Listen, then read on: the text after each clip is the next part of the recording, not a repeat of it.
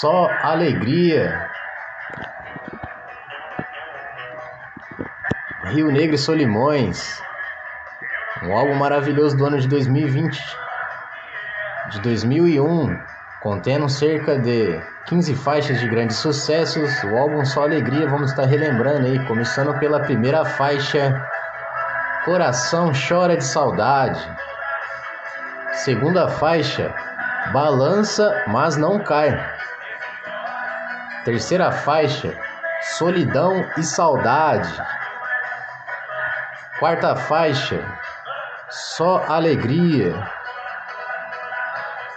Quinta faixa, Virou Paixão. Sexta faixa, Vivendo Abandonado. Sétima faixa, Te Dou o Mundo Se Quiser Voltar. Oitava faixa, Tá Mentindo. Nona faixa, Lenha. Décima faixa, Deixa a Paixão Te Levar. 11ª faixa, Fui Eu.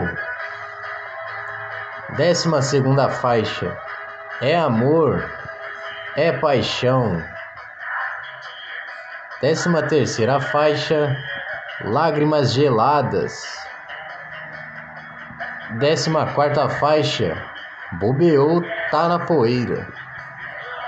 Encerrando esse álbum de grandes sucessos, 15ª faixa, que tem pelo seu nome de Palmas para o Amor. Palmas para o Amor. Isso aí, família, mais um álbum de grande sucesso. Comente aí embaixo qual dessas músicas mais marcou, quais você ouve até os dias de hoje. E fique ligado para mais vídeos. Se inscreva no canal, ativa o sininho, deixa seu like e até a próxima. Um grande abraço. Show!